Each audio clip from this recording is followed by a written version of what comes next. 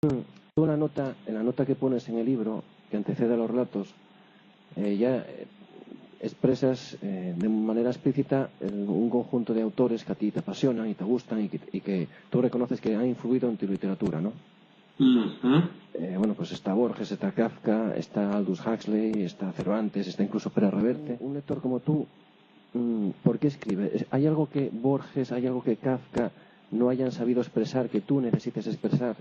Yo lo que considero es que no sé, siempre cuando leo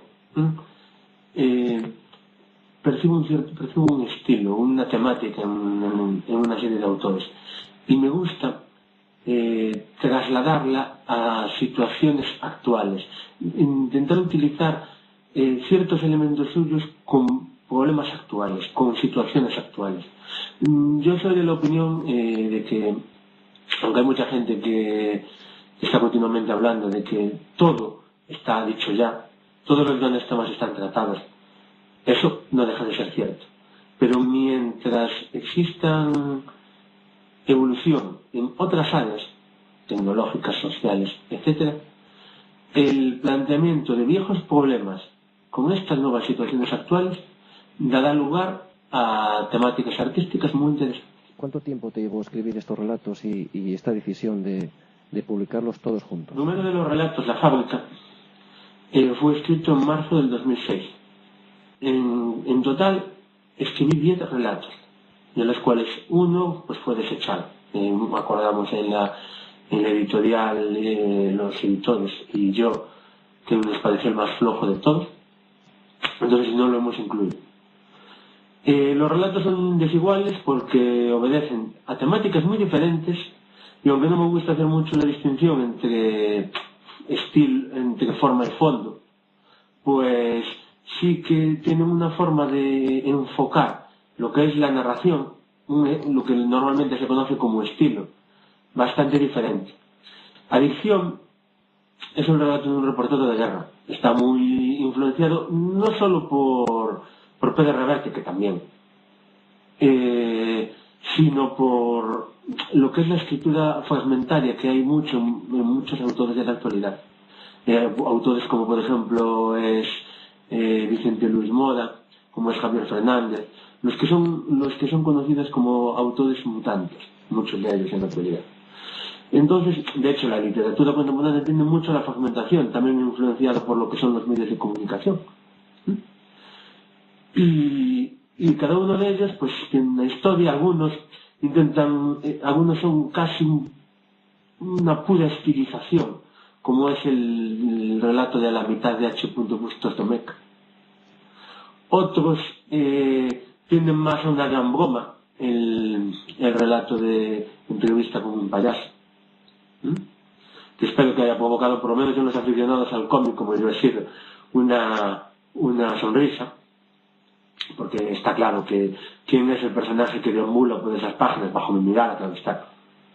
El famoso Joker de las películas y cómics de Batman. Y otros pues tienden más a un terror psicológico de la espera, del misterio, si quieres siguiendo la estela de Buzzati, que es otro autor que yo admiro muchísimo, Alino Buzzati, el italiano. ¿Qué temas para ti son fundamentales en literatura? Borges, por ejemplo, decía que el gran tema en literatura es el hombre, en sentido genérico. Borges, como casi siempre, estoy de acuerdo con él, tiene razón, el hombre.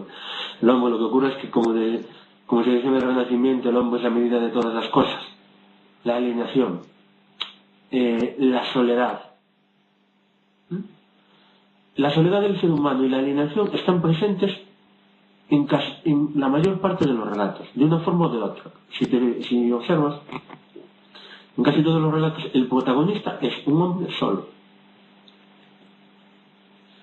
Luego, la alienación tiene muchas formas.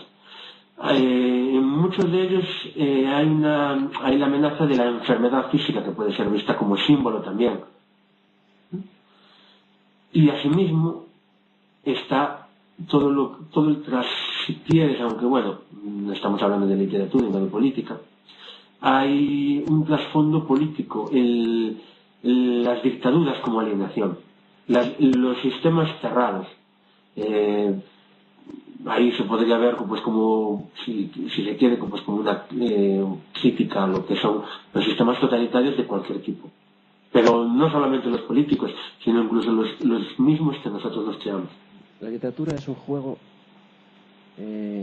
Esto, si es así, la convierte en algo superficial, en algo banal, o la literatura tiene que estar asociada siempre a un compromiso social. La literatura es un arte. Como arte está asociada al juego y a una función estética. Y esa, para mí, es su función principal. La búsqueda de una cierta belleza estética, que es difícil de definir. La búsqueda del asombro, en ciertos casos, la búsqueda de lo extraño. En otros puede ir asociada a una cierta función social. Pero estos efectos literarios, desde mi punto de vista, son colaterales y en algún caso existen y en otros no.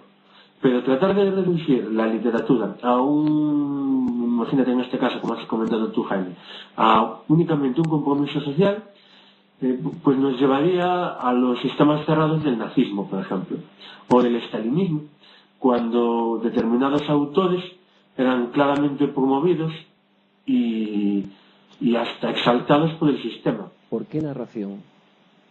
¿Por qué un libro de relatos y por qué relatos cortos? Bien. El relato corto, quizá por mi influencia borgiana, es mi género favorito. Considero que aún tengo pues mucho camino que aprender, mucho camino adelante para mejorar en los relatos, pero la mayor parte de los autores, mis autores favoritos, eran grandes cuentistas.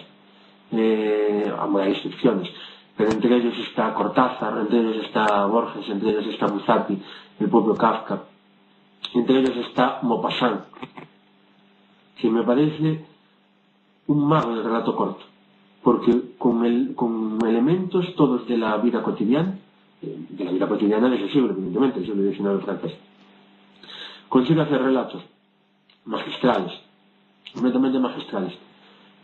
Horacio Quiroga, por ejemplo, es otro autor que también me gusta, con su exaltación de la naturaleza, que siempre aparece en casi todas sus obras.